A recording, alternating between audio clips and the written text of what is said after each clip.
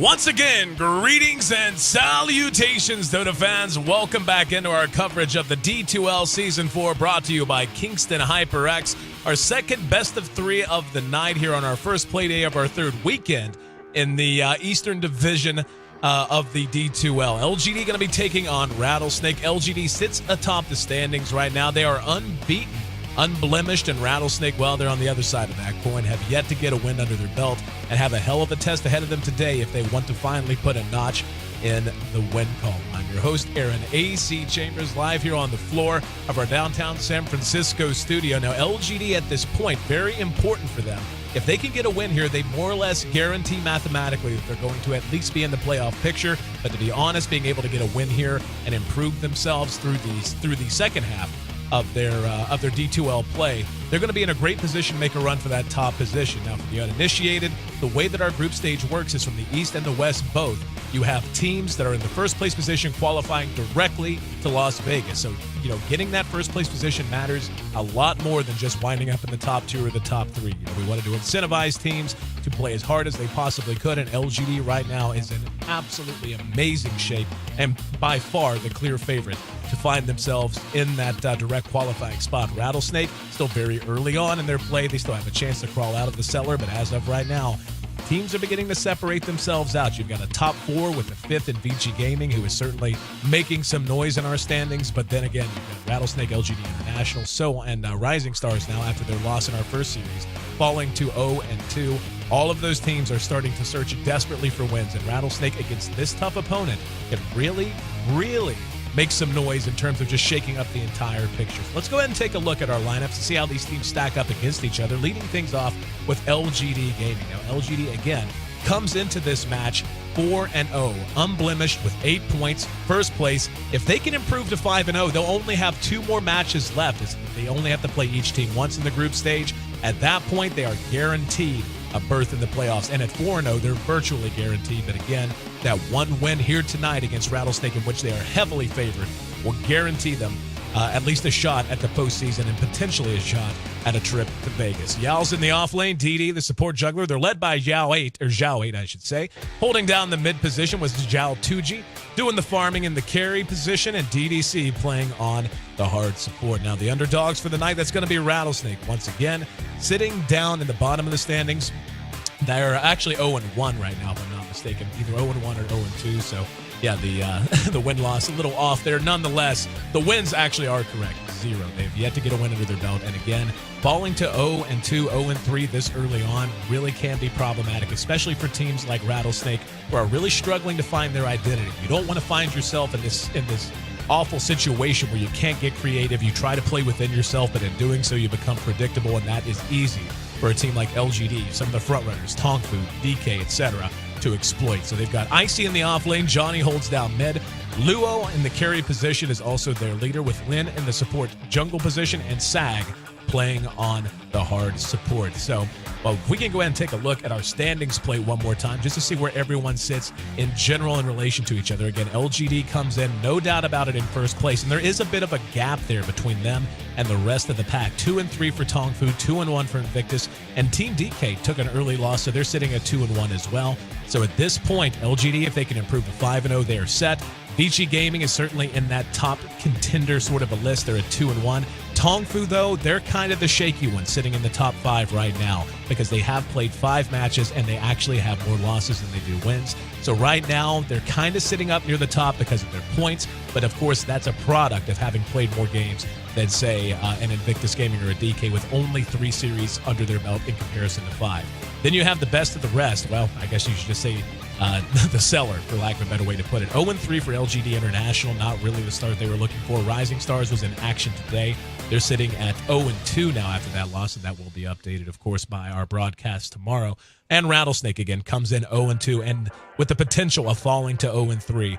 And really, at that point, with the other teams performing as well as they have, if they get to 0-3, they're one loss away from being just about done in terms of what they're going to be able to do to make a charge for those top 4 positions. So, a lot on the line for all of these teams, a lot on the line for these 2 teams. LGD comes in heavy favorites against Rattlesnake. Once again, I'm your host, Aaron A.C. Chambers. I'll be joined for the commentary and analysis by Ben Merlini Wu. Really looking forward to that. And, of course, more Dota action to come. This is the HyperX D2L. Stick with us. We'll be right back.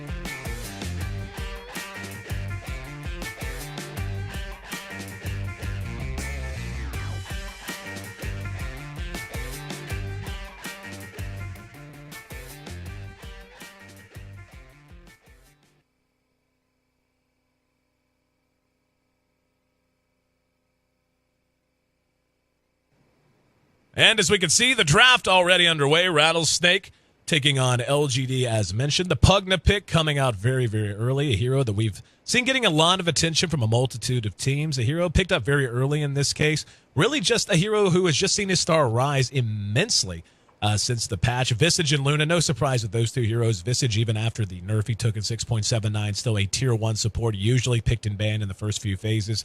And Luna, really a carry that every team seems to just kind of prefer over a lot of the other more quote-unquote traditional carries, or probably the more accurate way to put it, the carries we became accustomed to seeing in every game over the last 6 to 8 months. LGD, though, they're wide open. They've just opened up with 2 support picks, Naga and Vino, to break down the draft and what it means on both sides. Once again, bring you Ben, Merlini Wu, and Ben, I'll tell you what, man, LGD has looked phenomenal throughout D2L play so far, and I'm sure you've got the numbers on this. I'm going to take a stab in the dark and say they're probably pretty heavy favorites.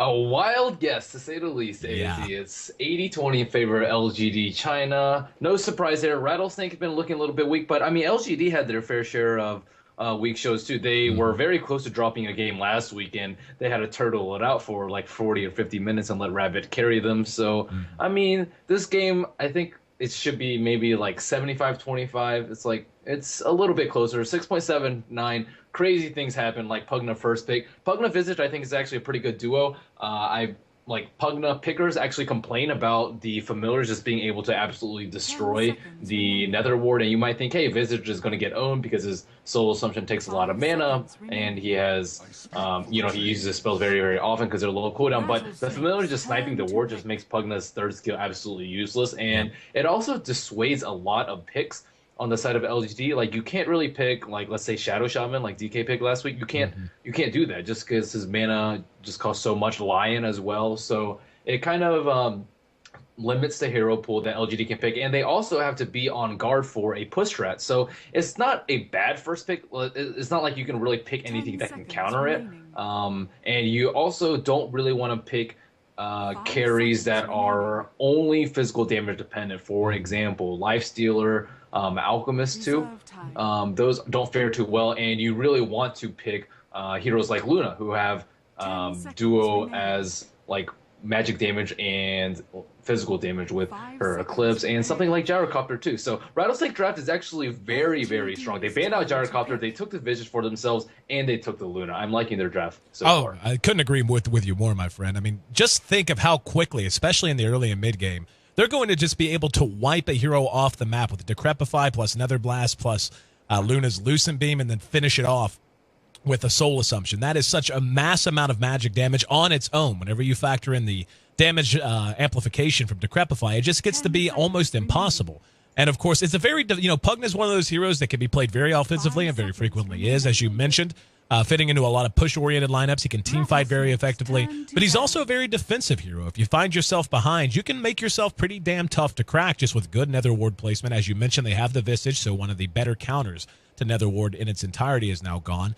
And it just gives you that ability to play any style of game you want based on how well the laning phase goes and how effective you are at breaking it down and setting the pace that you want to play at as the game goes on. So far, LGD lacking their true carry, though. They've got the Nature's Prophet. We're going to see him for the second time tonight. Crystal Maiden makes another appearance, and Venomancer, of course, another appearance as well. Doubt we'll be seeing him mid, but hey, you never know. I mean, Veno mid, it's one of those things, in theory, maybe it could work, but I don't know. It's fun to see teams playing with that kind of thing, though. And if you missed the first series, what I'm referencing is the fact that CTY actually tried to play a solo mid Venomancer, and he was doing okay. His last hits were solid, but after a while, the hero's limitations just kind of kicked in.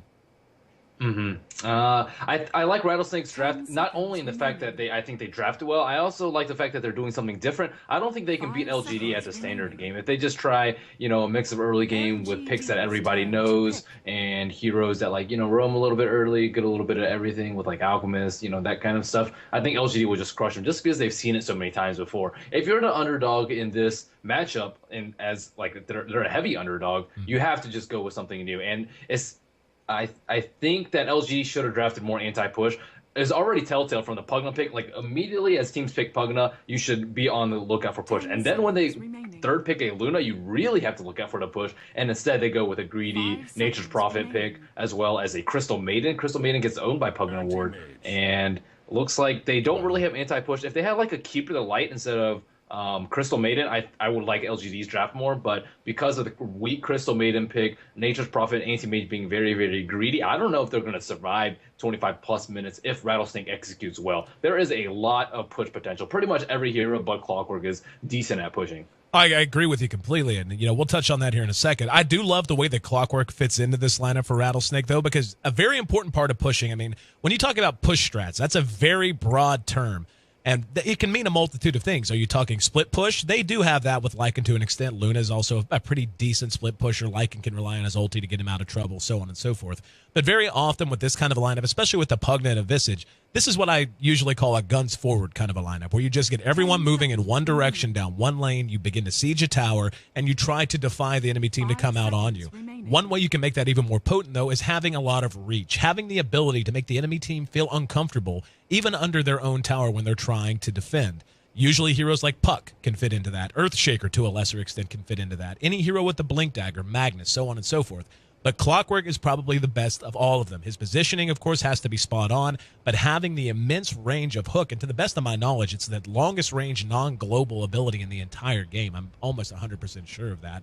So, I mean, you have that immense amount of reach. It's going to make it very hard for Rattlesnake to dig in their heels make it very hard for LGD to dig in their heels and feel comfortable even with a Naga Siren to counter-initiate. And then you factor in the split push potential, again, of Luna and Lycan. So Rattlesnake has a lot of ways they can go about putting this lineup to use. And when I see LGD's lineup and what they've drafted, as you mentioned, greed really is the word. You've got the Nature's Prophet, the Anti-Mage, and so on.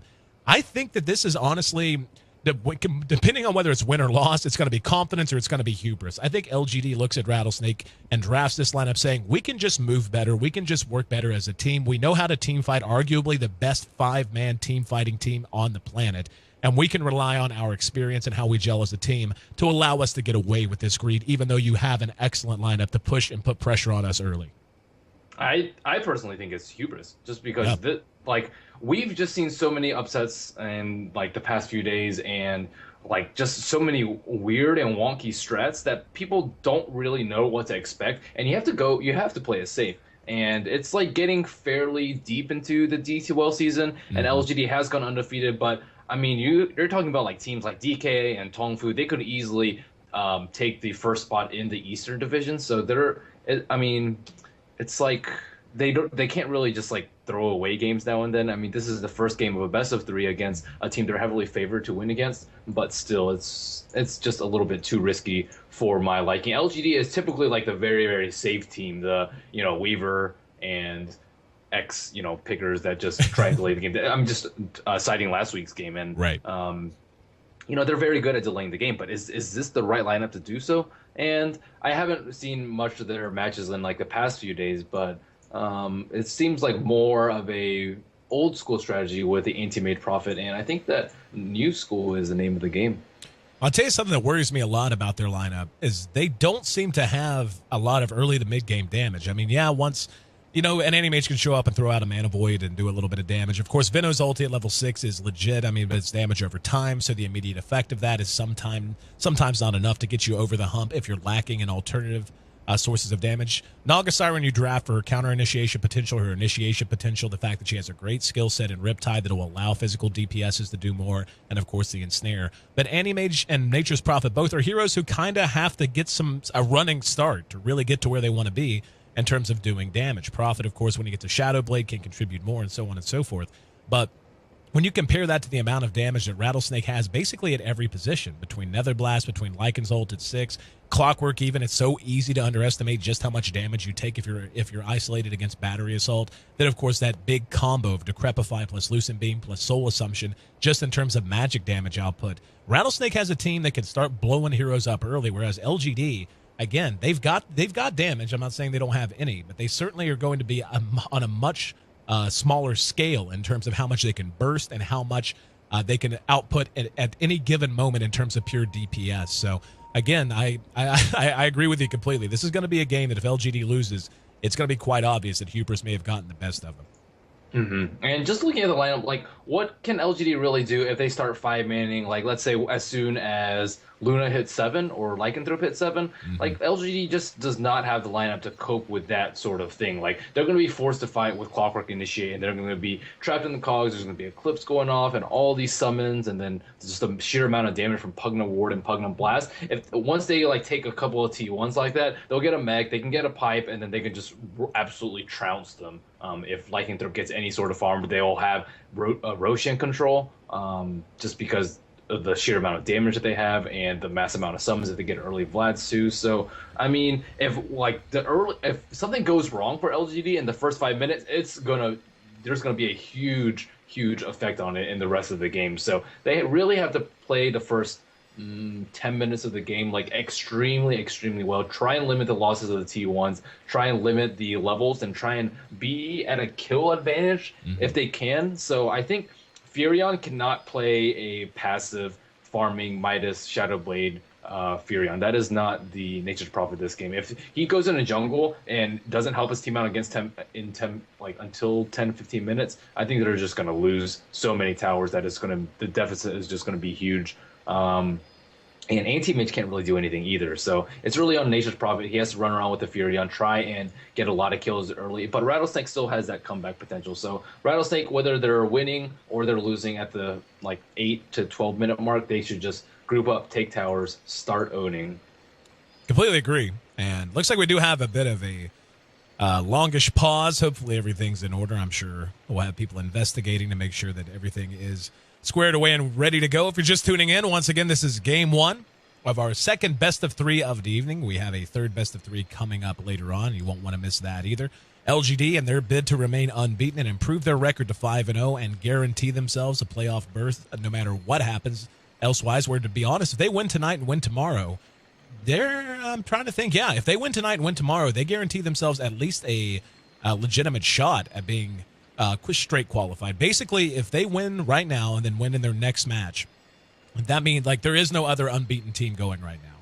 So that means if they win the next 2 matches, it's going to come down to points at best. That means no other team can possibly lose a match if they're able to string together 2 more wins. And I mean, we've seen them, as you had mentioned, stumble here and there.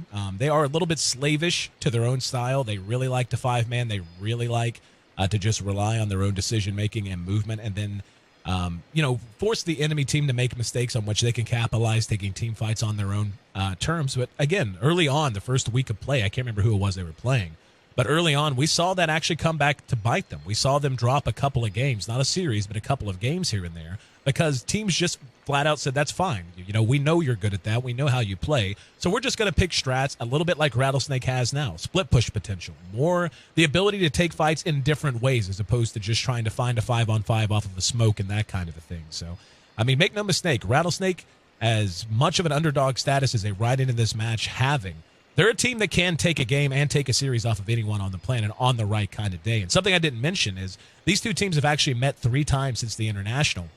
And LGD did get the best of them in 2 of those 3, and the one other series was a 1-1 split in the Alienware Cup. So, I mean, these teams, they are slightly remade. They do look quite a bit different from the International, but at the same time, talented players on both sides. And it's really just going to come down to if Rattlesnake can make use of their excellent draft. And I do feel like Rattlesnake does have the better draft.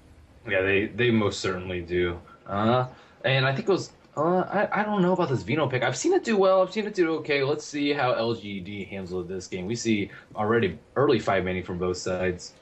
Yep. 5-man gang party running out from Rattlesnake. Gonna move into the jungle. Doesn't look like LGD has that much interest in trying to engage. They're sending out there what would seem to be an offensive tri-lane. up to the off lane while they just concede the jungle to Rattlesnake. They're going to have the Anti-Mage spotted here. He hasn't put a point in yet. We'll put a point in a blink if he has to. It doesn't look like that's going to be necessary, though. Johnny's going to be handling the Pugna, so it would look to be a mid-Pugna here from Rattlesnake. And really, a mid-Pugna can be a snowball hero. A mid-Pugna, if he gets a really nice start, gets up a couple of core items, gets way ahead in levels, then, say, takes down an early tower, manages to get a kill or two under his belt, you have seen Pugna snowball out of control before. So that's something, again, LGD's just going to have to account for. Don't let him get too far ahead.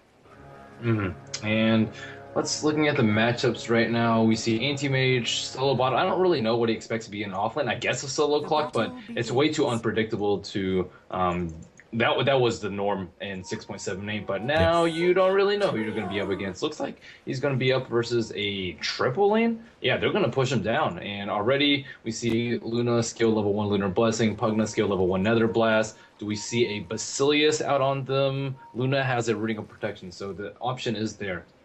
Taking a look, we can see some very aggressive warding coming out of Rattlesnake, making sure that this camp is not under any sort of control. Back here in mid, though, we're going to see for the second series tonight a mid Venomancer. And again, this is something that since the patch people have been experimenting with. Didn't work out too well in our first series, though, so they'll be looking to get a bit more out of it. In the meantime, here comes Rattlesnake. It's actually going to be Johnny rotating down. It will be Icy here in mid, so Johnny playing in the support Pugna position while 1-2-1 farms up the Luna. Yeah, I think this is a very good decision from LGD to have their triple lane on bottom. They have to, they can't give them an early easy tower because it's just going to all go downhill from there. It's really like the first 1 or 2 that they had to protect. Xiao 8 doing a very fantastic job of harassing Icy in mid. Already uses level 1 Venomous skill, so running a little bit low on mana. He has a Ring of Protection of his own. This is a very different build than we saw CTY go last game. CTY going for the very early boots, getting pulled a couple of tangos and getting the Wraith ban. Xiao 8 concentrating way more on harassing than on CSing. Yep, we can see the tango's already eaten through at this point. He's down to just 1. Here comes the courier bringing the bottle, so he will be able to bottle Crow eventually, obviously. Can't upgrade it quite yet, so a little bit slower coming out. Taking a look at the early CS, we can see Luna's doing quite well down here, sitting at 5 CS, while Rabbit, assisted by DDC, is sitting at just 3, so not a huge gulf opened up quite yet. DD is doing what he can here over in the northernmost pool camp, the medium camp, but Rattlesnake going to be happy to challenge that as well. And the kill potential on Rattlesnake, even at this level, is just so high that, that right there is actually a really good Nova. They might try to do a little bit more damage, but this is what I'm talking about. The ability to turn a fight immediately. Frostbite goes off on the Sag. Sag and Johnny both low, and First Blood actually goes to the Anti-Mage. He might get another one. There's the ensnare, and Johnny's going to make it too. GD, against the kill potential of this lane, just caught Rattlesnake asleep at the wheel. A fantastic Nova thrown out by DDC, started all that, did a lot of damage, and a nice follow-up. And this is what I was talking about. They and the courier, what was it doing right here? Oh, I didn't even see it. It was. I think Xiaoyi just walked up the hill and just killed it. It's as simple as that. And Clockwork, I guess, was busy trying to get the root on top. Not sure whether he was needed to bottle Crow possibly, but he had the root. He had the ward on bottom, and he has vision of Nature's Prophet up top as well as a triple lane on bottom. So there's no way that Vino is going to beat him to it. So I'm just very surprised that happened. Icy, meanwhile, rotating top. Yao is not out of mana for a TP, but out of mana for everything else. Here we go. There's the rocket and the problem with the battery assault is it does prevent the TP so long as he's on top. Cogs him right in front of his own tower. We'll take some tower damage here, but should be able to bang him down. Won't come without a cost, but just a little bit of HP. He'll be happy to regen off of that bottle. So Rattlesnake does find their way onto the board. This bottom lane has turned out to be quite a big flub on their side, but at least managing to take down the Prophet, delay his progression a little bit. Yeah, the triple lane going that poorly, that is just very, very bad news for Rattlesnake. And I mean, it's not like they can't come back from that, but losing 2 heroes like that, even though it's not the Luna, and giving AM the kill, ooh, that is just costly. He got first blood and a second kill, so yep. Rabbit already with Trez, Magic 6 South Shield, less than 4 minutes into the game. He actually has not scaled 1 point in Spell Shield, surprisingly, considering he is against Visage and Luna and Pugna, all 3 who do fair amounts of magical damage, but opting to go with stats instead. It's not a bad build per se. Oh, DD though. DD manages to get the DD, the eponymous rune. He's going to be cogged in. Battery Assault locks him down, and cleaned up, so a little unfortunate timing. There's going to be Decrepify on the Zhao 8. In the meantime, Rabbit manages to find himself another kill somewhere. Not even sure how or where that happened. They're not done with Zhao 8, though. Throwing out the Grave Chill. And yeah, I have no idea how Rabbit just found another kill, but in the meantime, this Anti-Mage is getting farmed. And speaking of farmed, you know who's going absolutely bonkers is Zhao 8. 27 CS out of this middle lane, just utterly crushing it. And part of that, of course, due to the clockwork played by Icy roaming around. He did make 2 kills happen because of that. But even so, it's coming at a pretty huge cost. Vino at 30 CS, short of 5 minutes. Yeah, he is going... actually skipped over Poison Nova at level 6 and going for the max Plague Ward build. So, yeah, this is very, very... there's Zhao. Oh, he got a couple with him. There's the immediate eat-through. Johnny decrepifies himself. 1-2-1 will be able to make it away. So the gank attempt from Yao looking for a little bit of revenge against Rattlesnake, not successful. However, forcing 1-2-1 back. He's getting low on regen. Just 1 tango left. He will go ahead and burn a salve coming off of the Visage, though. They need more levels in this triple lane, like, just so badly. Pugna just hit level 3, Visage level 3, Luna just hit level 3 too. And, like, we're looking at, like, maybe like a 10, 11 minute level 6, and they need level 7. I mean, really level 6, but, I mean, ideally you want to push at level 7. And I'm surprised that they didn't do just a standard 2-1-2 lane, which is, I mean, it is the norm now. And, like, they're just giving Rabbit way too much. I'm really scared for Rattlesnake once Anti-Mage gets his farm up. He already has treads. He's sitting at 1,000 gold right now. And Xiao 8 too. I like this build from him. CTY went 4 Gale, 3 Poison Sting by level 7. And Xiao 8 just going for the max Poison Plague Ward. Plague Ward is just immensely strong, coupled with the Ring of Basilius that he has early. He might be able to get this tower down. And we're talking about 6-minute tower as a solo mid. Up Frostbite on Icy. There's the TP coming in. He will hook out on Xiao 8. Here comes Luo looking for a little bit of blood. They will be able to trade 1 for 1. They're going to try to get 1 more, but deciding to turn around as the Naga Siren showed her face as well. So you end up trading the clock for the Venom, roughly a break even. It was very important they brought the Venom down. However, they actually got the tower denied. So as banged down as that tower was, getting the kills when they got them and able to deny the tower, not a win per se. You don't want to be losing your tier 1 mid at 6.5 minutes in, but if you're going to do it, you damn well want to keep as much gold out of the pockets of the enemy as you can. Yeah, Xiao 8 has done his job. He's farmed mid a lot. He is taking down the T1, and even though it's denied, now he can put pressure on the other lanes, and that makes it much, much more difficult for Rattlesnake to push down their T1. DDC on bottom. Frostbite, 1-2-1. Decrepify to get him out of some trouble. Nether Ward does a little bit of damage. They're going to get him. 1-2-1 drops once again, and this is already way out of control. Rabbit. Yeah, LGD. He's actually building a Midas. Rabbit's actually going to build himself a Midas. That's how confident he is and the start he's had and where he's going. 7 minutes in, sitting at 4-0. Just 27 CS at 7 minutes is not phenomenal. But whenever you have Yao and your Venomancer... another deny by the Lycanthrope. He had his invisible wolf just sitting right up here and then denied it. Very nice play by Luo there. So managing to... We're seeing 2 Midases soon, though. Nature's Prophet is going 1-2. And yeah, I mean, but again, you know, the Anti-Mage grabbing his Midas up, that is such a sign of just confidence at this point. And if he gets it up now, he'll have it paid for by 20 minutes. Easily. So, yeah. Like, Vino has a Midas too. Oh, wow. Oh my goodness. Everyone Who isn't getting Midas? Was having a Twitter conversation with our good friend LD. And yeah, he made a comment that Chinese Dota has become about who has the most Midases, and LGD buying into that. I remarked that, of course, Midas without Necrobook is just not something we're allowed. I actually said something different than that. You can check my Twitter if you want to see what I actually said, but I won't say it on the air because, you know, sponsors and such. Anyway, 5-3, LGD leading this game. They're getting map control. They're getting farm, and this Anti-Mage is going bonkers. Plus 4,000 gold to their advantage, 500 gold a minute they've generated so far. The experience a little bit closer, but still in their favor. Yeah, they're getting so much gold right now, and I mean, Rattlesnake, they have to start taking towers soon. If they don't start taking towers, then they get split pushed by Anti-Mage and Nature's Prophet. When they have the best 5-man lineup, they have the best pushing composition, they're just going to straight up lose this game. So, nope, making things happen already. Icy locks in. Yao gets out. The Sprout doesn't matter. Only delayed the inevitable, gave the kill to Icy instead of someone else. Veno's found himself a DD. He's rotating around with DDC. They're going to go ahead and smoke up, so they're going to look to make something happen on their own. 1-2-1 has finally abandoned that bottom lane, finding farm up at top. While DD and Rabbit cutting the creeps and ready to bring down this tower. We'll see if it's going to be challenged. Johnny is making a rotation over for the moment. Let's see if he gets another deny with these wolves, or if a kill happens in mid. Luo is going to walk into these two. Looks like he is. Yep. Caught out by Very everything. dead. Ulti on cooldown for 60 seconds as well, so basically does one wand charge worth of damage, and there's a deny. Another deny. Did it 3 again. towers denied by Luo.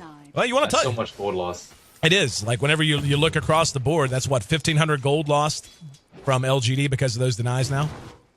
A little bit more. It's like 254, I believe, a person. So like 150 times 15. That's a lot more. It's like 2,200, and if someone gets the last hit, that's a few extra hundred. Yep. So it's like 2,200 to a little over 3,000 gold that we're talking about that Luo has denied them. And I mean, the gold graph is at 5,000 right now in favor of LGD with 3 tower denies. That is scary. Hook on the Zhao 8. He's going to drop the cogs. He's got help behind him. They should be able to get him, and they do. The damage output is there on the Icy. Unable to drop him immediately. There's a Sprout to lock him in, and the Riptide helping do the damage. GD's going to make it away. Johnny not going to be so lucky. Luo makes it into the fight, but a day late and a dollar short. They're going to try to pursue out DDC. Running around with just brown boots. The Wolf's going to be nipping at her heels, but no other concerted pursuit coming out of Rattlesnake. So they don't manage to get the tower, but they do manage to get a couple more kills under their belt, and all the while, Rabbit running around like an anime character, taking some last hits with his haste rune down at bottom, has the Midas up, has his Ring of Health up, will have his Perseverance basically right now if he wants it. Yep. And things are just getting worse and worse for Rattlesnake. They still haven't gotten to that point where they can 5-man. Looking at Pugna, still not level 6, going with a 2-1-2 build. I think you just like straight up max Nether Ward and Nether Blast in this. Just they're like running out of options right now. Look at Luna right now. 0-2-0, Brown Boots, Ring of Basilius, Magic Wand, Town Portal Scroll. That is one super poor Luna. And a lot of the Lunas that we've seen in D2L have just been wildly successful. Just having so much farm, and this is just the complete opposite. Zhao 8 leading the pain train. Under cover of smoke, that's going to be himself plus DD plus DDC moving into the jungle. They're going to run into a pack of them. And there's the Rocket Flare to scout him out. Let's see if they want to fight. They do. Luo pops the ulti, going to pursue this out. Gale's way off the mark. Shot way wide by Zhao 8. And there's a hook, but it's right into Song of the Siren. And yeah, looks like they're happy to just go ahead and retreat. They had some help over there at Furion, but with nothing but a Midas and Phase Boots, looks like they're just happy to get away with that one without losing anything.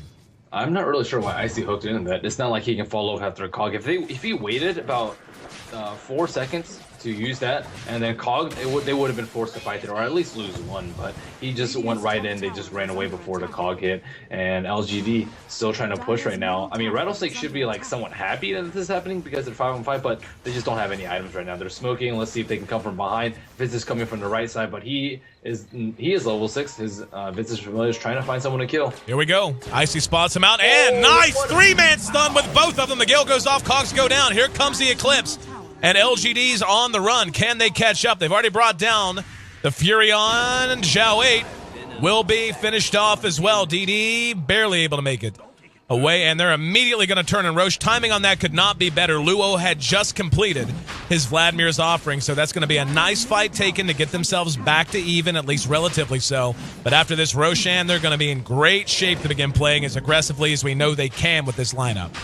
Rattlesnake should be very happy that LGD 5-man. LGD just threw him a bone there. LGD should not be 5-manning. They absolutely should not be. Anti-Mage doesn't have his items yet. Nature's Prophet doesn't have his items yet. They just don't need to be forcing the issue right now. Nature's Prophet is actually going for a 4-step, which is a little bit unusual. Guess he is tired of the hook shots, though. That is the only reason why he would get it right now. And those were some amazing bad positioning, though, by Sag, though. If he did not get those 3-man stun off, like LGD would have been able to at least run away with minimal casualties. But, I mean, good play by them earlier to force out a Song of Saturn. If Song of Saturn were up there, they just forced Song of Saturn and kill the cogs and run away, too. So, Rattlesnake doing a very good job in these past couple of minutes. Can they capitalize, though, with this Aegis? I'm trying to think about what they should do right now. They need to take towers, but they also need to prevent LGD from just split pushing them. And like the only way to do that is to like split push yourselves and then like 5-man really fast, like just push out the side lanes like they are doing right now, and then just try to rush down middle. But with the T1 down really early, it's just so difficult for them to group up that fast. And if they just keep split pushing and farming, LGD has a better lineup come 25-30 minutes into the game. We see a smoke from these two, DDC and DD. Song of the Siren up in 20 seconds time. We see some very good treant scouting by Yao. We'll talk about how far ahead this Animage is, by the way, as we watch DDC and DD look for a target. This Animage went Midas first and now has a Battle Fury at 15 minutes. He needs 3 more last hits to have his Battle Fury. And a Treads on top of that. Yeah, exactly. That's how stupidly ahead he is. I mean, we'll take a look at his GPM. He's at 552 GPM short of 15 minutes in. That is dumb. Like, I mean, he has 100 CS. Yeah. 101. And 4 kills. I mean, the 4 kills matter just about as much, if not more, in terms of getting hit. Yeah, exactly. So we're sending. Keeps adding up. Rattlesnake going to send out a smoke of their own, and Zhao 8 dead to rights. He gets off the Gale. Will be hooked on top of. There's a DD there. 1-2-1 will come along. Got off the Poison Nova. Got a little bit of damage done. And doesn't look like there's going to be much of anything to follow that up, but still a nice kill to find. So Rattlesnake, they are getting something out of this lineup. There's a 4-staff done on the Prophet, but I've really yet to see Luo come into his own. He's got 2,300 gold. There's the Battle Fury done just at 15 minutes in for Rabbit. And now this is when that timer starts. I mean, it's an old trope. The idea that, yeah, the Animage gets a Battle Fury, you need to do something. You can't just let him sit back and forth. Midas on visit? What is going on Really? Yeah. Why not? I mean, one thing about Midas is that it actually gives reliable gold when you transmute creeps, and that is a huge boon to the Midas wielder. And, for example, Venomancer, he died up top. He had 100 gold. He lost his 100 gold, but he already has a mech, too. So even if they're dying, they're still getting their items, which is really important for them. Midas is on the map. Currently 4. Zhao 8 has 1. Yao has 1. And, of course, Rabbit has his. Surprised Luo hasn't gotten 1, but just the 1 on the side of Rattlesnake, that would be on the side of Sag. So, yeah, if you like to play Dota, expect to see a lot of Midases in your pub games. Necro Book, hey, told you. May not have a Midas, but Luo will be bringing out the Necro Book. A little bit more of a typical item on a Lycan, though. Yeah, I've never seen so many Midases in a game. This is just getting ridiculous. I don't know why all of a sudden, like, everybody gets Midas. I mean, it's a good item and all, and it was, like, here and there by, like, really, really early game farmers. So it looks like Icy is dying. Yep. Or actually, DD is dying. Yep, they're going to re-engage off of this. Luo doing a lot of damage, able to cleave down the Crystal Maiden. And here comes the Eclipse, but Song of the Siren bails him out of trouble. However, the Visage Familiar is able to clean up the Naga Siren.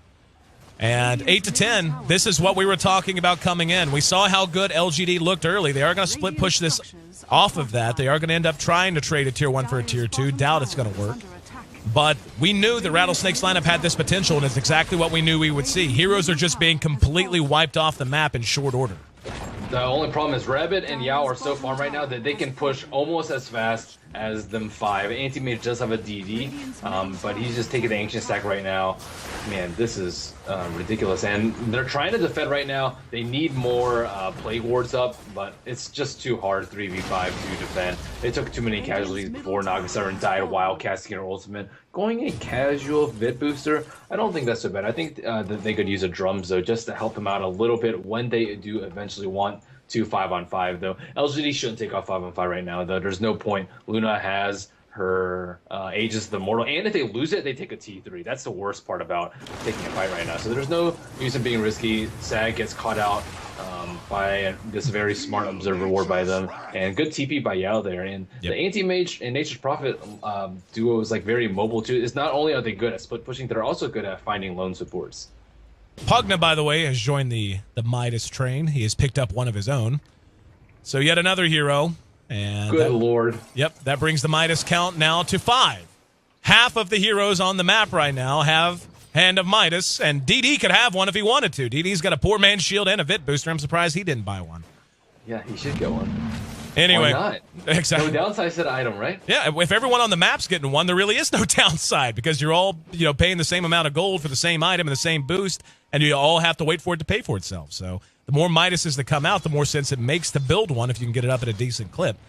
But anyway, 9-10. Let's take our first look at the gold graph. Still plus 5,000 in favor of LGD. Now, this is where things get a little shaky for me for Rattlesnake. When we saw them pushing down mid, we saw how good they looked. We could see the gold graph beginning to dip down and such. They did make a dent. This is not what this lineup of theirs needs to be doing. They are sitting all as 5 on their side of the map. I don't really understand the purpose of this. They have a lineup that should be able to pressure the ever-loving hell out of Rabbit and company, even as far ahead as he is. But now with the Vlad's up 2,200 gold, he could buy a Yasha straight out right now, or if he just wants to go with all-around more survivability, grab his ultimate orb. Basically, in 5 minutes or so, Rabbit's going to be ready to come fight, and Rattlesnake is going to have missed their timing window. Yeah, Rattlesnake, like, if, for example, if Pugna got a mech instead of his Midas, and who was the other Midas wielder? Visage. Like, Visage would probably have a pipe right now with Hand of Midas and Ogre Club. It would have been pretty close, but if they have mech pipe, they just 5-man LGD, they die for having Midases, and they take extra towers, and it doesn't really matter because the gold that they gain from Midas will just be lost because they keep on dying. But Rattlesnake is not choosing to punish him that way, but that plays right into LGD's strategy of, hey, let's delay the game and just absolutely destroy with Nature's Prophet and Anti-Mage still pushing all the lanes. Like, what lockdown do they have? Absolutely nothing. They have Clockwork, which Nature's Prophet already has a 4-staff for, and they have, like, some minor ones with, like, Eclipse Mini Stun and Visage Familiars, but those aren't, like, real, that's not real lockdown. No, I agree with you completely. Like, this worries me. This is just them really not taking advantage of what they drafted. I think we were both in total agreement that on paper, Rattlesnake had the much better draft. They seem to have had the number of LGDs. And even with the Animage being fed, he still is not quite ready to fight. He went a very mid-game oriented item with the Vlads. But now he's got 3,800 gold. He can one-shot buy a BKB very soon if he wants. Don't know that actually, I was going to say I don't know that he'll need to, but look at their lineup. I mean, so much of it is magic damage. If he's able to negate that with the Vlads, he's going to be able to start doing a lot of damage quickly. Speaking of damage, there's the hook to interrupt Yao and the Visage Familiars. And Soul Assumption does a bit of damage, going to sprout himself in, but Cogs knock him out. Sag right on his tail, going to drop the Necro Creeps. There's the Grave Chill, and finally cleaned up with one more Rocket Flare. So it took him a little bit longer than they would have liked, but still, results the same. Furion picked off. Yep, I wonder if he had a Shadow Blade, if it would be any better for him. Shadow Blade got the nerf stick, so let's say Midas Necro will probably be the item of choice on Nature's Prophet now. It was, like, somewhat popular, like, way before Shadow Blade got super buffed. Mm-hmm. So we're seeing a resurgence. Johnny Midasing away, working on that mech, just 200 gold until he gets it. So things are looking okay for Rattlesnake. They're up on kills. They took down the last Roshan, but they're expected to have an early game lead, and the only way they have a lead right now is in the kill score. Looking at the gold graph, about 7,000 in favor of LGD. Oh, Ensnare going to catch him out. Look at the damage being done. The Eclipse will force him back out. Still forced the 10-second BKB there. That's actually kind of a big deal right now. I mean, they're behind in gold, and the graph has gone back up, as you had mentioned. So forcing that out, it's not like she's going to be able to... hang on. Hook going to connect on Zhao 8. Yao's there with him. Icy trying to engage. Luo right behind him. 4-staff showed off. And another 4-staff to get Zhao 8 away. And the Gale caught Icy, so he's unable to catch up. Nature's Wrath doing a bit of damage as they try to pursue it out. In the meantime, here comes LGD charging from the southeast side of the map, trying to catch up with the heroes. Looks like they're ready to 5-man again. 1-2-1. With his BKB on cooldown for 40 seconds, will have a hard time taking a fight here if they try to make it happen. And the tier 2, yeah, that's going to be the tier 2 gone there. Oh, nope, back door. There it goes. Well, Luna clearly should have gone on the Midas train, too. Yeah, why not? I know. If there's one hero on Rattlesnake that should be doing it, it's her, and then Lycanthrope. Every time I see a recipe now, I'm just expecting it. Whenever I look at the items, I'm expecting it to be a Hand of Midas recipe. I don't care who it's on. Necro Book 3 on Lycan. So, I mean, his items are kicking in, but they're, like, on different pages. You see, like, 2 people going Midas trying to go for late game instead of, like, Mech, Necro, and Pipe hitting at the same time. They're, like, getting their items very staggered. And then we see, like, BKB Necro 3 hit very early. We see 2 Midases hit pretty early, too. So they have to be more coordinated. Like LGD with the mass Midases. Well, here's the problem that's emerging, and a part of it's the big start, but I think really the overall trend here is Rattlesnake just flat out failing to maximize the mid-game potential of their lineup. Anti-Mage is now almost double the net worth of Luna. The Lycan's a little bit closer, but he's not even into 5 digits yet, while the Anti-Mage is at 16,000 they're total doing net worth. Roshan right now. Yeah, and this is what I was talking about. Whenever you pick an Anti-Mage, you get yourself a Vlad, you can just do this. I mean, it's been spotted, but they're going to have to engage into LGD. And let's see, Rabbit will be forced to blink out. Looks like they might just take it right now, though. We've got Furion split pushing at top for the moment. Zhao 8 setting up a Maginot line of wards here in the mid, trying to keep the evildoers at bay. In the meantime, Rabbit Gonna go back in. Nature's Prophet ready to TP in at any given point. Icy will go ahead and TP into his own tier 3. Roche is down to a... Oh, they have a sentry. They Kill did. the wolf. Yep, here we go. Here comes Luo. Gonna rush his way in. And Naga Sleep catches him out. Johnny on the low ground. Looks like Luo's gonna be the target, though. Rabbit actually gonna eat a Lucent Beam from 1-2-1. And wow, they're actually gonna go ahead and vacate. I thought they would try to engage with Furion coming in. Wow. They're just gonna get with the free Roshan? My goodness. That makes no sense. They had personnel there. Looks like they just really weren't confident even after blowing it. Furion did manage to bring down the tier 2 top, so a little bit more map control withered away. But Rattlesnake with a big coup there. Still yet, look at the gold. 10,000 now in favor of LGD. The experience is still hovering near even, so if they're going to get beat, at least it'll be by gold coins and not experience points. And Rattlesnake just farming away. I wonder if they're going to make an actual push with his Aegis. Looking at the tower count, it's still only 2 towers down for Rattlesnake. And on the flip side, LGD has taken out all the T2s. So things, I mean, at this point, they can't really take any more towers right now, but they can just split push Rattlesnake to death. And how are they actually going to pick them off? They have been able to pick them off with Clock and with +1 before, but like looking at this mid fight, they just got mass force after wave because they don't have anywhere to keep them in place except for Cog. And looks like Anti-Mage trying to kill 1-2-1 on top. Decrepify slows him down. Here's that magic damage output. And the hook well aimed by Icy. This is a big kill for them to get. Big get. And the kill goes to Icy. So getting a little overconfident ends up costing him a bit of gold and really helping Rattlesnake slow down how quickly this game is getting out of control for them. When 5 people are missing like that, you just can't do that. Or at least like blink and then use your Manta to try and block the hook. But that's pretty difficult to do. He didn't actually use his Manta at all during that whole entire time. See Necro through trying to scout out wards. Is he going to be able to find these up top? Yes. Yes, he will. And there you go.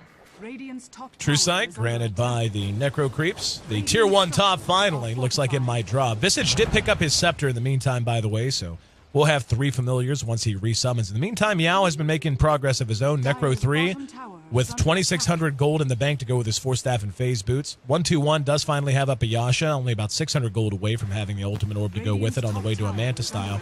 But then again, the Anti-Mage, even after that death, still has 3,000 gold to his name, as well as a inventory that is rapidly filling up with a Manta style, Battle Fury, and that Vlad's. I mean, at this point, he can go with whatever he wants. If he wants to go something more survivable, he can go something like a... hell, he could buy a Reaver pretty soon whenever he decides to wake up if he wants to go pure tanky, or he can go ahead and save for a BKB to take a lot of that magic damage out, or hell, go straight for a Butterfly and take Luna out of the equation. Yeah, I think that harder Butterfly is the right decision in this situation. Just depends on what he thinks he's going to be focused down by. Luna's not really that farm right now, so I wouldn't really be scared too much of physical damage. It just looks like he got bursted down pretty heavily due to magic damage. Looking at his spell shield right now, it is only level 2 at level 18, which is pretty gosh darn late, actually. Yeah, put a lot of points into stats early on. Aegis reclaimed in 3 minutes. And we'll keep an eye on the Roche pit to find out when he'll be back up. Obviously, still quite some time to go. Rattlesnake continues to play relatively defensive, though. I mean, they do lead in kills, as you mentioned, but that's really just not translating to anything else. It's not translating to map control. It's not translating to item leads. It's not translating to level leads. And with 3 of the top 4 farmers all belonging to LGD, really likens their best hope. I mean, hang on, Hook gonna be on Rabbit. Can they get him here? There's the blink. And the Visage Familiars, you know, that's actually a pretty big misplay coming out of Sag, who has otherwise played a phenomenal Visage. Are they going to be able to pick off these birds too? Oh no. Feeding the gold. Managed to get one. Yao hooking up with Zhao 8 and Rabbit now. Forcing their way down this bottom lane. The rest of Rattlesnake forced to withdraw. Looks like they want to make their stand back at the Tier 3. This Tier 3 is low, just 269. And there's the ulti. They're going to try to rush it down. And there goes the Poison Nova. And looks like that's going to be enough to force him back, at least for the moment. But Prophet does manage to get the tower kill, at least temporarily, using those, or not temporarily, but at least via a distance, remotely was the word I was looking for, using the Necro Creeps. So either way, another win goes the way of LGD and more gold. As we saw, Rattlesnake was in the process of potentially getting that moving in the right direction. Instead, still hovering around 10,000. Yep, looking at the Roche respawn, still a few minutes left on that. And have you finally figured out how to read it? after Yeah. Matt posted his thing. Yeah, no, it's like whenever we first saw it, that's what I thought it was. Like, it's not the same every time it pops up. Sometimes whenever the secondary meter pops up, it has 2 ticks or 3 ticks or what have you. And so, yeah, it was what I thought it was first time I saw it. But we see Anti-Mage has picked up his butterfly, so that right-click damage out of Luna not going to be much of a deterrent. Yeah, and I mean, Lycanthrope with the Necro Books. Let's see if anyone else is getting Necro Books. It looks like just a Lycan. I mean, we see a few on LGD though. Checking out their items right now, looks like Xiao 8 has a Necro 3, Yao has a Necro 3, and I guess that's it. The only other Midas Bear has gone Butterfly, a battle build. See a smoke up, and they're going to try to run down Xiao 8. There's the Scythe of Ice showed off for the first time. Visage Familiars are summoned. They will be able to get him. Oh, no. Force Staff gets to the low ground. Hook's there, though. Icy. Not buying into the trend that we've seen in the D2L, whereas we've had some Clockworks that have been quite literally hit and miss with their hook shot play. Icy, for the most part, has been on the money, and it is really helping his team hang around this game. And they're going to go Mass Sheeps. This is a really big problem for Anti-Mage, because once he gets Sheeped, his Butterfly's useless, and Lycanthrope can just kill him, especially if he gets stunned during that. So Anti-Mage, in this position, he has to get a Heart next, just because Sheep is just way too devastating for him. Especially without anything to help him out. Speaking of Heart, DD on the support Naga, just, casual Heart. It's fine, don't worry about it. Picking that up as the second lowest farmer on the board. And, yeah, that's going to be one tough-ass Naga Siren to kill. Why no Midas on her, too? Yeah. Would have paid for herself. 9-13, 31 minutes in. This is a weird game, man. Not going to lie, it's weird. Rattlesnake is somehow in the kill lead, even though they played more defensive than I think either of us expected. LGD has an immense lead in terms of gold, even though they really have not... I mean, they've made some mistakes. We saw them give away a free Roshan. We saw them kind of overextend a bit. We've seen Rabbit play a little bit out of the hat, so to speak, giving away a kill or two even after that great start he had. And now Clockwork with a Scepter up, and another Sheepstick comes onto the board. This time, though, it'll be Yao. Yeah, things are looking scarier and scarier.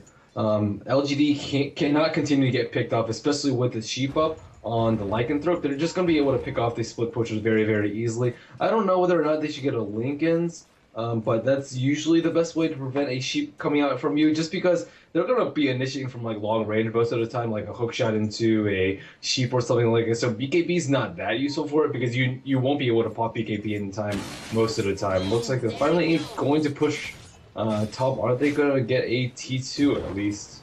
Zhao 8's been spotted by some unfriendly mammals trailing right behind him, and using those for vision. Quite smart here. They don't have a gem, so there's no way for them to see it unless they drop Necro Creeps. But as of right now, like, honestly, at this point, I don't know why LGD would push. Their Anti-Mage is going to have a gold. He'll have a Heart done in about, 5 minutes, give or take. And, once he has Heart Butterfly, I mean, he's almost unkillable. I mean, like you said, the Sheepsticks will be create some kind of a problem, but I don't know that Rattlesnake has enough burst after the Heart comes out to blow him up the way they need to, because the Luna is so underfarmed. Yeah, looking at her items, just Manta and BKB, she, looking at the net worth, she's probably half of AM's right now? Yeah, yep. 13,000 to 24,000. And top two farmers go to Anti-Mage and Nature's Prophet. Third, no surprise there, Lycanthrope. Fourth is actually Reno. Yeah, Zhao 8 has shown that. I don't even know what you'd call this. I mean, it's like he went solo mid. He's not really a carry or anything like that, but he can do damage. He's built kind of a hybrid build with a little bit of everything, a Force Staff, plus the Necro Book and the mech and so on. But, yeah, I mean, showing the power of the Venomancer so long as you can keep him safe. And that's really what is the difference maker this time as compared to our first series when we saw the mid-Veno. They just weren't able to keep him safe. He got behind early and never really caught up. This time, though, Zhao 8, for the most part, has been pretty survivable. I mean, he's 1-5, which, is kind of par for the course for a Veno. But early on, he was able to just keep it together, and the deaths he's given up have been justifiable deaths and not silly deaths.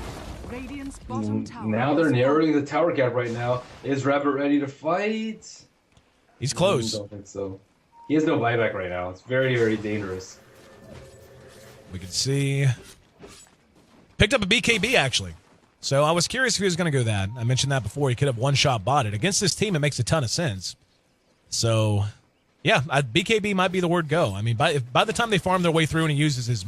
Actually, doesn't have his Midas now. I was going to say by the time he uses his Midas, but he sold it. But they're going to be able to do this. I mean, Roche, by the way, is going to be up, and it looks like he's going to be up here in about a minute, give or take. So still a lot going on the board, all across the board for both teams. Yep, just waiting for the Roshan to spawn. Looks like this is like less than 1 minute's time. This is a pretty crucial Roshan, though. And Rabbit trying to scout it out. He doesn't know that it's not over 1 more minute, though. Yep. And that's kind of the question. Like, if I'm LGD, they're ready to 5-man right now. You've got the Naga Siren, who is going to be very tough to kill. 2,100 HP on the support Naga Siren. I mean, that's pretty damn tanky. Ghost Scepter up on DDC. That gives him some survivability, plus the 4 staffs. Hang on. They're going to engage, but there's the Song of the Siren. And the Scythe has been used. They will vacate. Doesn't look like they're interested in fighting. The Visage Familiars are there. Doesn't look like they're going to be able to catch anything. Lycan's right behind them. Going to try to run down the target. Zhao 8 might have sacrificed himself. Good hook, but there's the blink on top. BKB's up. Luo's in trouble, down to half health. And the Cogs do buy him some time and a bit of time to escape. We're going to see Luo pursued out by Rabbit as the battle rages behind. Both teams just kind of letting these two duke it out for now, though. And the hook actually onto Sag. There's the Mana Void. Didn't get the job done. Now Rabbit, with the BKB off, almost ends up killing himself on the ward. But in the meantime, we can see Yao is joined in the fight. Very spread out fight right now as both teams darting up and down the steps. Yao's going to eat this Eclipse along with DDC, but in the end, not enough damage to really get any kills on the board. They traded the Lycan for the Venomancer when all was said and done, and that's a big win for LGD. Scythe of Ice now picked up on our Pugna. So putting that Midas gold to good use. And that's really, looks like that's going to be their answer, Merlini. Just get mass scythes and try to deal with Rabbit that way. That's used to be what popular too, so we're just seeing like everything. Bring back all the Midases, bring back all the Necrobooks, bring back all the Scythes of Ice, and everything but Midas used to be banned out. Necrobook used to be 2 limit, Yules also used to be 2 limit, Scythe of Ice used to be 2 limit, but none of those restrictions are in place anymore. Roshan, this will be our second Roshan as well. Aegis, well, actually that was number 3, my bad. She's did drop there. But yeah, Rabbit, 3,400 gold at this point, can build whatever he wants. I mean, he's just so stacked right now. Yeah. Take a look at the net worth, sitting at 24,000. 10,000 head. Luna has actually surpassed Lycan now. But that weird fight. The death push of Necrobooks is now coming. Here we go. Couple of creeps lead the way, and fight's ready to break out.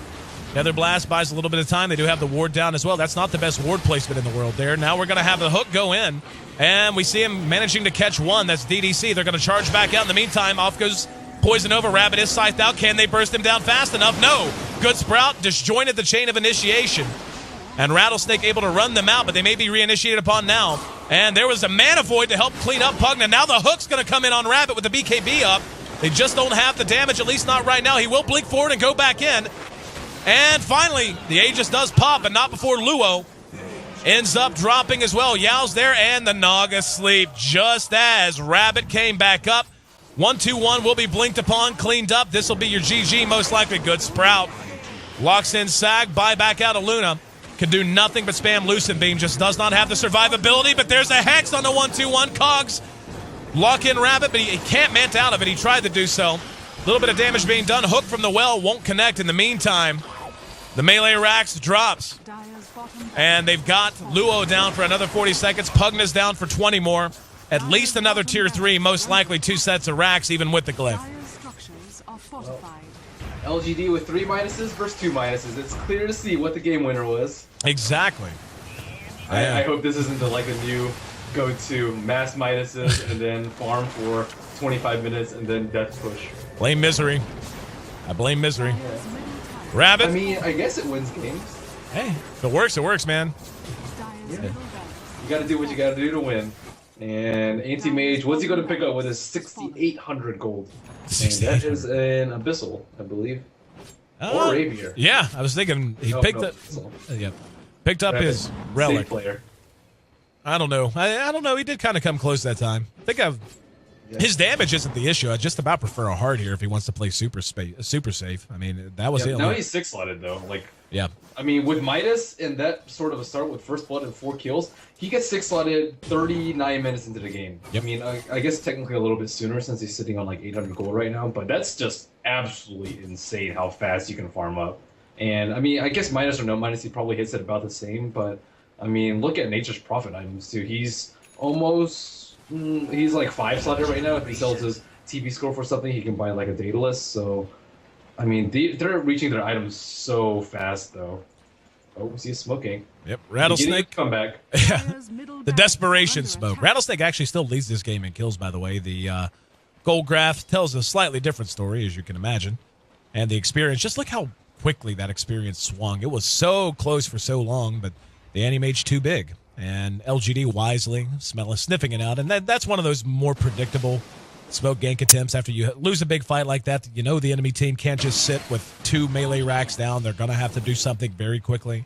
So just being able to sniff that out, pulling back and saying, okay, we'll let a minute or two go by. We'll let anti-mage farm up, buy back, and then we'll go win. Yep, look at buyback, 1,500 gold. Just needs a little bit more for that. So like maybe 800 more gold until he can safely push up with a buyback. Yep. Nature's Prophet in the meantime, has he picked up an item? Looks like it's just going to be a Desolator. All they need to do is get down that last Rags, the range Rags, no more regen. That's actually a pretty big hit. It kind of buffs heroes like Pugna, I think, because it has 10 armor but less HP, has 1,200 as opposed to the 1,500 of the melee racks. I mean, Pugna's like slightly better because of that. I mean, Pugna didn't actually receive that many changes in 6.79. It was just like a little bit of everything that just boosted him into the realm of popularity. Rabbit not far from being max level as well as 6-slotted. Picked up an invis, blinked it away, no problem. But yeah, I mean, at this point, just waiting on a couple of items. Furion will have his Deso right about now, actually, if he wants to directly buy it. Yep, there it is. And actually picks up a BKB. So skipping the Deso, going straight for survivability. But yeah, Rabbit, buy back in 200 gold. He'll clear this ancient camp, and he'll want a little bit more just in case obviously if he dies, he'll lose gold. So he needs to go a little bit longer. But LGD, this is basically the victory formation at this point.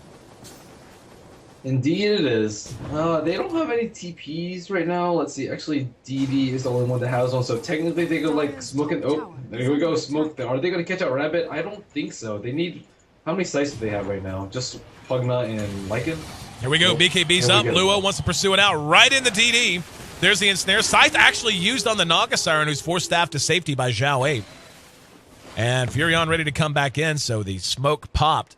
And Rattlesnake almost had a opportunity for a pick, but off of that, see, Anti-Mage, how much gold you got here, Rabbit? Rabbit, more of a good visage. Yeah, he's got 2,600 gold. Enough. More than enough. Okay, here's the real death wish. Here they go. Yeah. Wait, one Necrobook's down though. What are they gonna do? Someone's up on Gale. And the minuses aplenty going off on both sides. Got to get that last minute 190 gold. And Pugna Ward spotted out. Wow, DD actually saying a lot of damage because of that ward. And that ward is like, and this is kind of what we were talking about. They do have a tough team to push even when they're this far ahead. So this is not a fight that LGD, as far ahead as they are, can just kind of barrel into blindly. They will lose if they do that. Yeah, they can just split push bottom with Nature's Prophet. I'm surprised they're not actually doing it right now. I mean, he has a BKB. He could just straight up BKB TP away if he wants to. But slow push, the name of the game. I'm surprised that he's not at least spamming his Nature's Wrath just to keep all the lanes as shoved as possible. Icy in mid, trying to stem the tide momentarily. Luna does not have buyback, by the way. She's short on gold and on time. 40 seconds until she can buy back again. In fact, buyback's exhausted on her and Visage both. Two of the more important heroes right now. Visage Familiar is making life a little bit hard for the push. But here we go. They're going to jump right on Johnny. Johnny gets blown up after the Abyssal. Now Luo going toe-to-toe. Poison Nova goes off. They're trying to find a target to focus down. Luo down about half health. There's going to be a Sprout that doesn't catch anything. And Naga blows the ulti. Ready to just TP out. They got the Pugna. Off? Yeah, they got the Pugna. I'm a little curious as well. And yeah. I mean, Icy was just so low, like 1 or 2 hits from the Anti-Mage would just killed him right then. But, I mean, LGD still playing it safe 43 minutes in when the opponent has 2 Rex down. You gotta respect him a little bit for that. They are cleanup throws. There's the bash, and Icy tried to hook in, didn't even get the mana void off, didn't even need to. 1-2-1, cogged in by Icy in the end. Like I said, it was basically the victory formation to begin with. And this will be all she wrote on game 1. And GG's called. So a 43-minute affair. Rattlesnake again. I mean, looking back on this, I feel like Rattlesnake, even though they had a terrible start and the Anti-Mage got way, way ahead to begin, they could have turned this around, but the big question mark, the head scratcher, is why they decided to spend so much time between 20 and 30 minutes just being docile. Like, it just doesn't make sense. Why did they aggressive triple lane? Yeah. And get crushed? I mean, CM plus Naga anti-mage is not the strongest triple lane, but it's too risky. Like, they gave Rabbit just way too much gold, and looking at Luna's items in the game is just absolutely pathetic compared to anti-mages. Like, almost double the GPM and 6 slot of anti-mages tearing everybody apart. It's a little ridiculous. So, but Rattlesnake, gotta give them kudos for staying in the game for that long. They were up in kills for most of the game. They were able to take down a couple of towers. They were able to compete against a mass Midas strategy. Yeah, speaking of Midas, how many did we see that game total? I know at least 5? one was sold. 5 or 6, it seems like. Yeah. But anyway, Midas, making the surge in the trends. 44 minutes, 1 second all the time. It took, I should say all the time. It was actually a long-ish game by some of the standards. To be honest, we've had a lot of shorter games. Only, I would say, probably less than 1 out of 5 of our games so far in Eastern Division play have gone past 40 minutes. So LGD taking their time and getting the big win with the farmed up anti-mage. They finally took the kill lead at the end as well, 16-15. I'm your host, Aaron AC Chambers. Game 1 is in the books. LGD just 1 game away from remaining perfect and guaranteeing clinching a playoff berth here in the D2L Eastern Division, brought to you by Kingston HyperX. That other voice you're hearing, the guy dropping all the knowledge bombs, his name is Ben Merlini Wu. And while we're in the middle of a broadcast, before we get ready for Game 2, Ben, why don't you go ahead and tell folks where they can find more about you? You're obviously one of the more educational streamers out there, one of the more active streamers. I'm sure there are a lot of newer players who would love to hear your nuggets of truth on a day-to-day basis. Just get Midas and win. That's it. It's as simple as that. You can follow me on Twitter at Merlini Dota. You can also follow me on Facebook and YouTube, all/Merlini Dota. I release a few videos a week, and I also stream almost every day that I'm not casting D2L, and that is at twitch.tv/Merlini Dota. There you go, folks. Check him out, Merlini Dota. Find him on Twitter, find his videos on YouTube, find him everywhere else, and of course, as always, find him here on the D2L. Game 1 behind us, Game 2 on the way. Stay locked. We'll be right back.